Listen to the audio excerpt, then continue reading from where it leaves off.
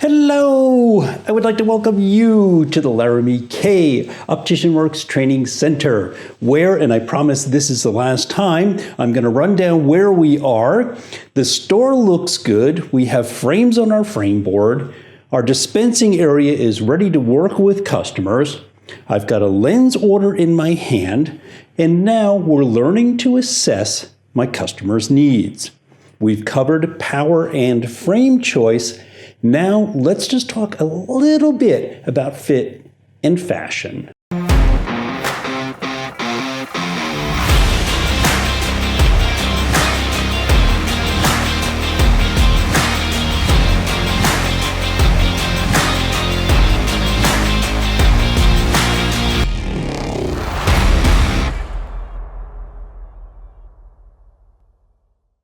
All right, let's hit the frame board again. We have customer Kansi here with us, and today we're going to talk about fashion and fit.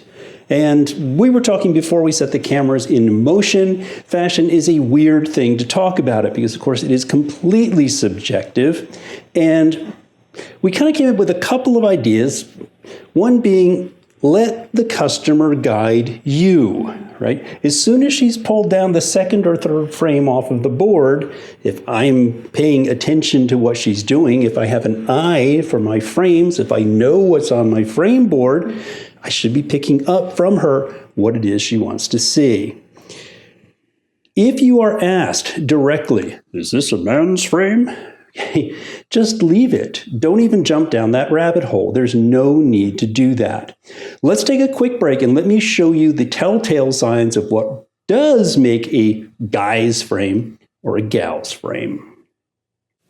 In reality, there is only one perfect absolute to what makes a man's frame, and that is a crossbar. Other than that, it's kind of sort of anything goes. However, you are also generally looking at fairly straightforward shapes. Your more modified ovals, rectangles, squares. No super crazy sharp angles, no big graceful sweeps. You're looking at size, generally sometimes your A, your B, your DBL, your temple length can all be indicators whether you have a man's frame or a woman's frame in your hand. Men's frames, you might have temples in 140s, 145s, even 150s, larger Bs, larger As, larger bridge sizes. Here's another typical, here's a nice, tip off. You've got your crossbar here, larger size, kind of subtle shapes, nothing crazy. You're looking at coloring, very generally muted, flats, blacks, silvers, plated, no bling on them. Those are all telltale signs, along with, of course, branded names which are inherently masculine. Women's frames, clear indicators, coloring, of course, more graceful, more sweeping curves, more dramatic, more curves, more angles than those masculine man's frames look. Curve, curve, curve, sweep, color. Looking at size, generally speaking, smaller A's, smaller B's, smaller DBLs, perhaps a smaller temple. Might be looking instead of a 135, a 140. You're not going to see a lot of 145s in women's frames. And of course, just like the others, you're talking about brand names that are unique and very specific to women's frames. Graceful sweeping curves, color, of course, pink, nice giveaway, muted blues, graceful shapes. It is also worth noting that there are three other interesting terms related to frame shape and sexing. Believe it or not, there is droopy, there's happy, and there is static. And Kevin Count gives us some great tips working with those shapes. And so there are three curves that we're going to think about when we think about these two lines out here. Okay. There's static, droopy, right, and happy. Okay. Droopy goes down. Mm-hmm. It's a sad frame. Okay. Okay. Static goes straight. Mm-hmm. Happy has a lift. Typically, men's frames and unisex frames are going to be static. They're going to go straight. All right. Okay. Women's frames will typically lift up, A little. especially off of this bottom line. Okay. All right. Men's frames are typically either static. Occasionally, if it's a larger piece that's coming all the way out and doesn't have a bump, it'll just come out and drop to a logical curve. All right. Okay. I have got her script in my hand already. We've been over that. I've triaged it for powers and position and PDs. Mm-hmm. It's time for her to start choosing some frames. So why don't you show me what you like up here? Well, hello. Like that. It's nice and bright. That's a great one. Let's try that on. Okay.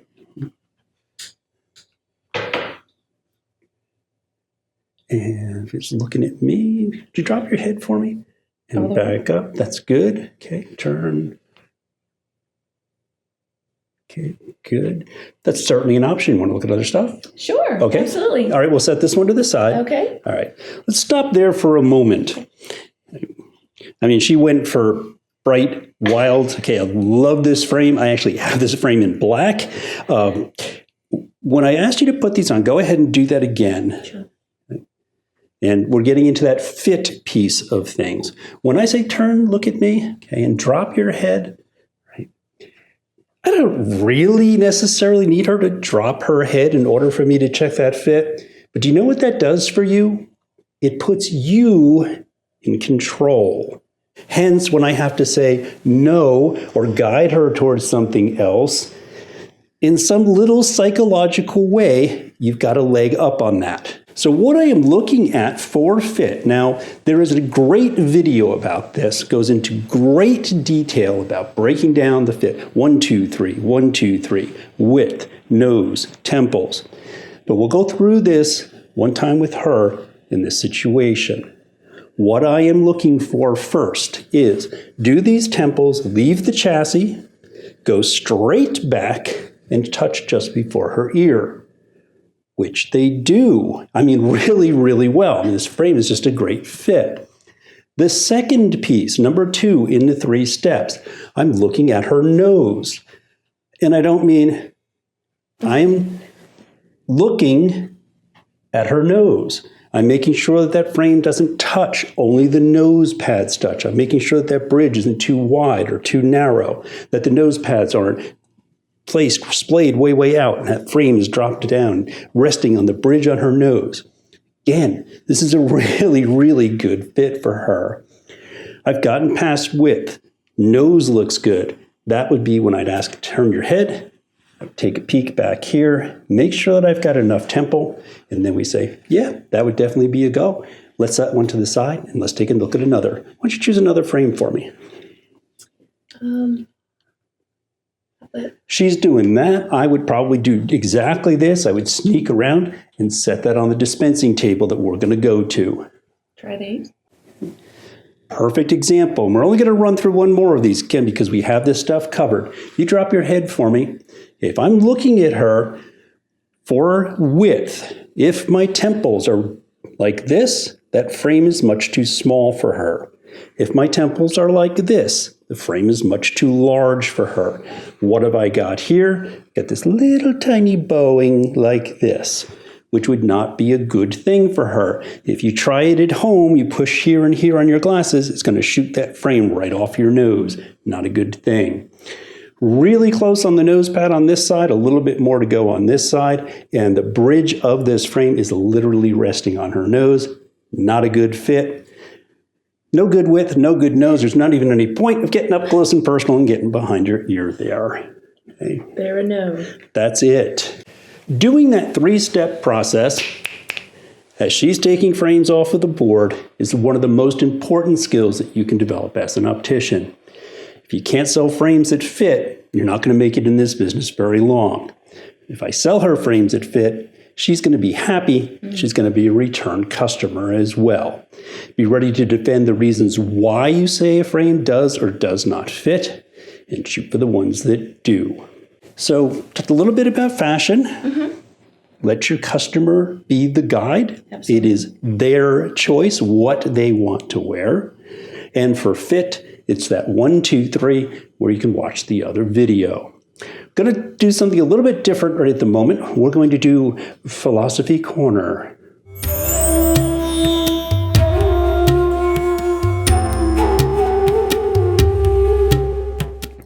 This will not be a segment of every one of our dispensing videos, but every once in a while it's just the appropriate time.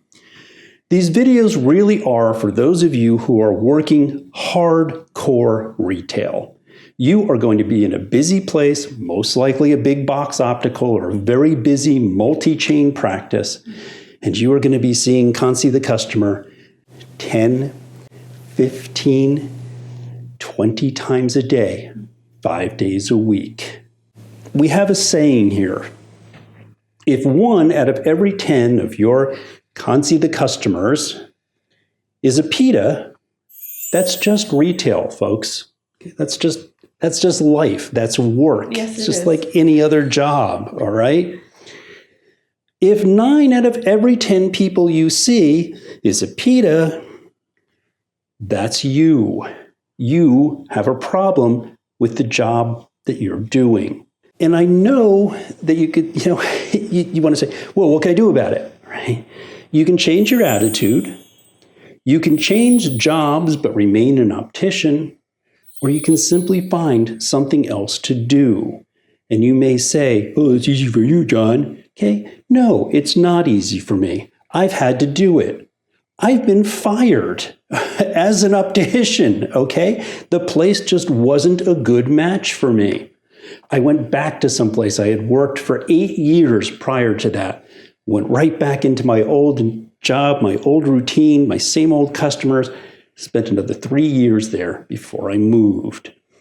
I wouldn't be here doing this, talking with you. I wouldn't have Optician Works if I hadn't decided it was time to do something else. So don't make yourself miserable. Don't make the people around you miserable. And for goodness sakes, don't make your customers miserable. This should be a pretty darn fun thing to do, especially for those first 5 years or so. Once you gain your skill set as an optician, look, this stuff is fun, okay? I mean, these are some really cool frames. Lenses are great right now. Make a living wage. Have fun out there.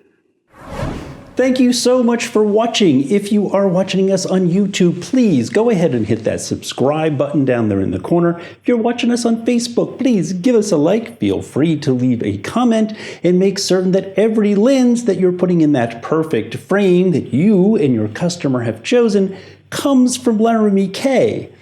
And I will see you again next week. Cultural? Yeah.